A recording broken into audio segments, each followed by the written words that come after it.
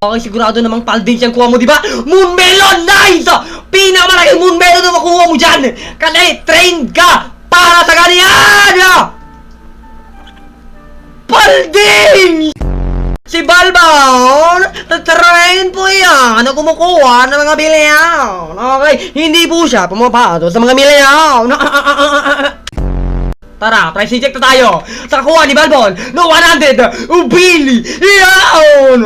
Manong Steven, kuha nga po pala ni Balbon, di ba? Di ba? Kilala mo naman si Balbon, di ba? Bossing Steven, kumukuha siya ng mga bilyaw. Hindi siya pumapato sa mga bilyaw. Rich love, how much is this worth for? 100 Billy.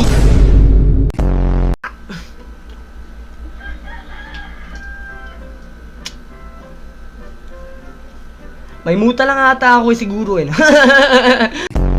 Eto naman si Bossing Steven, mapagbiro. Oo, di ba Bossing Steven? 100 Billy. Yaw.